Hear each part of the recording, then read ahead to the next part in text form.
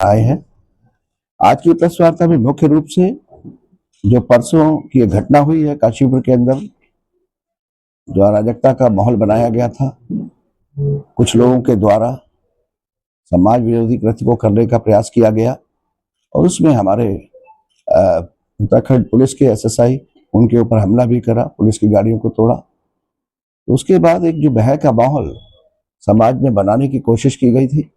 मैं काशीपुर की सम्मानित जनता से निवेदन करना चाहता हूं कि किसी भी तरीके से किसी भी के द्वारा अफवाहों पर ध्यान ना दें। किसी तरीके का कोई भय का माहौल नहीं है। जिन लोगों ने इस कृत्य को अंजाम देने की कोशिश की थी उन लोगों के ऊपर प्रशासन ने तुरंत कार्रवाई करते हुए कल 7 लोगों को गिरफ्तार किया है और उसमें मुख्य आरोपी के रूप में जो लोग हैं उनको भी गिरफ्तार किया गया है।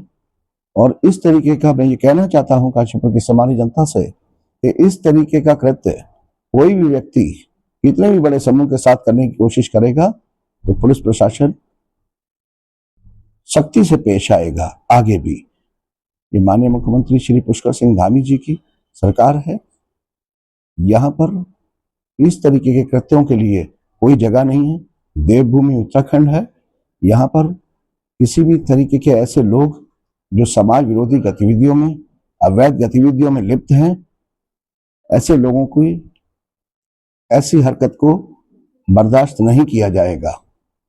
आप जानते हैं कि जिस तरीके की घटना को अंजाम दिया गया और उसके बाद काशीपुर के माहौल को बिगाड़ने की कोशिश की गई, हमारे प्रशासनिक अधिकारियों के द्वारा तुरंत कार्रवाई को अमल में लाते हुए रात में ही कार्रवाई शुरू की गई और कल ही शाम तक ऐसे मुख्य आरोपियों को गिरफ्तार कर लिया गया और बाकी जो भी लोग इसमें संलिप्त हैं उन लोगों के ऊपर भी जल्द ही कार्यवाही होगी। उचित धाराओं में मुकदमा दर्ज किया गया है और कुछ लोगों के द्वारा वहां पर अवैध संरचनाओं का भी निर्माण किया गया है, अवैध निर्माण किए गए हैं। नगर निगम के नाले, इनके ऊपर अतिक्रमण किए गए हैं। तो नगर निगम प्रशासन भी इस तरीके के किसी भी अतिक्रमण को बर्दाश्त नहीं करेगा।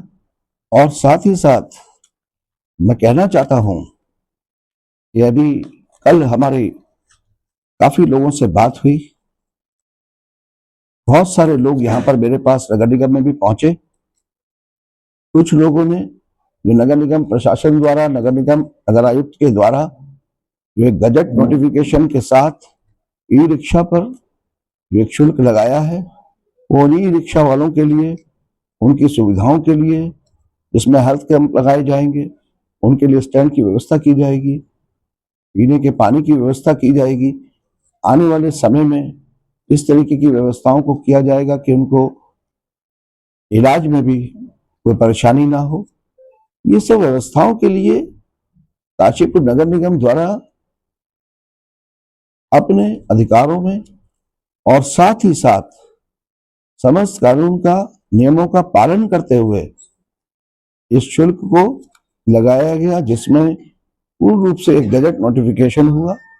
उसके बावजूद मैं कहना चाहता हूं कि जिन लोगों को भी इससे परेशानी है वो शांतिपूर्वक लोकतांत्रिक तरीके से अपना विरोध करते हैं तो कोई दिक्कत नहीं है। लेकिन कल जब सारा प्रशासन, नगर निगम प्रशासन भी उस घटना में इन्वॉल्व था और उधर की तरफ कार्यवाही चल रही थी, तो जो हड़ताल के नाम पर बहुत सारे ई रिक्शा चालक जो हड़ताल पर नहीं जाना चाहते थे, शहर के अलग अलग हिस्सों में उनके साथ मारपीट की गई, उनको ई रिक्शा चलाने से रोका गया। तो मैं कहना चाहता हूं समस्त ई रिक्शा चालकों से, या जो ऐसे लोग जो इस तरीके की कुछ लोगों को साथ लेकर भड़काने का प्रयास कर रहे हैं, उनसे भी कहना चाहता हूं कि लोकतांत्रिक तरीके से विरोध में कहीं कोई दिक्कत नहीं है, लेकिन इस तरीके से गुंडागर्दी के साथ जो लोग हड़ताल में शामिल नहीं होना चाहते हैं, जो ई रिक्शा चालक हड़ताल में शामिल नहीं होना चाहते हैं, अपने परिवार के भरण पोषण के लिए कोई रिक्शा चलाना चाहते हैं, ऐसे लोगों के साथ मारपीट करना ये एक गुंडागर्दी है जिसको किसी भी कीमत पर बर्दाश्त नहीं किया जाएगा। मैं आप लोगों को पत्रकार के माध्यम से, मीडिया बंधुओं के माध्यम से आप लोगों के संज्ञान में एक बात और डालना चाहता हूं कि इस काशीपुर शहर में लगभग अव्यवस्थित तरीके से 8,000 से ज्यादा ई रिक्शा का संचालन हो रहा है। अभी जब कुछ ई रिक्शा चालक इकट्ठा हुए थे तो उसी में से बोल रहे थे कि 7,500 ई रिक्शा, लेकिन आपको बताना चाहता हूं कि 4,000 के आसपास ई रिक्शा सिर्फ ARTO ऑफिस में रजिस्टर्ड है। तो ये 3,500 से 4,000 या 5,000 ई रिक्शा ये लोग कौन चला रहे हैं, कहां से आए हैं, कौन है, इन सब बातों पर भी अंकुश आ सके, क्योंकि जनता के द्वारा भी बहुत शिकायतें आ रही थी, तो अंकुश आ सके इसलिए एक व्यवस्था को नगर निगम के द्वारा बनाया गया है। मैं आपको बताना चाहता हूं कि ई रिक्शा प्रकरण में बहुत सारे लोग ठेकेदार बन गए हैं, जिन्होंने 100 ई रिक्शा खरीद ली हैं, संज्ञान में है हम लोगों के, और वो बाहर से व्यवस्था करके लोगों को बुला रहे हैं और उनके द्वारा ई रिक्शा उनसे दिहाड़ी पर चलवाई जा रही है। तो ऐसे ठेकेदारी व्यवस्था को खत्म करने के लिए और हर परिवार को हक है कि अपना रोजगार वो ई रिक्शा के माध्यम से करना चाहते हैं तो करें और उसके साथ अपने परिवार का भरण पोषण करें। तो इस गजट नोटिफिकेशन में एक यह व्यवस्था भी की गई है कि परिवार का जो ई रिक्शा चालक है जो चलाना चाहता है उसी के नाम से रजिस्ट्रेशन नगर निगम में होगा। ऐसा नहीं होगा कि एक नाम से 2 या 2 से ज्यादा या 100 वो रजिस्ट्रेशन नहीं होगा, एक नाम से एक ई रिक्शा का रजिस्ट्रेशन होगा। तो इससे ये जो बेलगाम ठेकेदारी व्यवस्था बना दी गई है इससे भी छुटकारा मिलेगा। अव्यवस्थित तरीके से ई रिक्शाओं का संचालन किया जा रहा है, इससे भी जनता को राहत मिलेगी। मैं कहना चाहता हूं सम्मानित तरीके से और सामान्य जनता के सामने भी अपनी बात को रखना चाहता हूं, नगर आयुक्त महोदय के द्वारा जो ये व्यवस्था लागू की गई है इसमें कल भी मेरे पास बहुत सारे रिक्शा चालक आए थे जो अपना रजिस्ट्रेशन कराना चाहते हैं। नगर निगम प्रशासन कल दिनांक 24 से 8 तारीख तक ई रिक्शा का रजिस्ट्रेशन करना शुरू कर रहा है। जितने भी मेरे भाई हैं ई रिक्शा चालक हैं वो 8 तारीख से 24 तारीख के बीच में अपना आकर रजिस्ट्रेशन कराएं।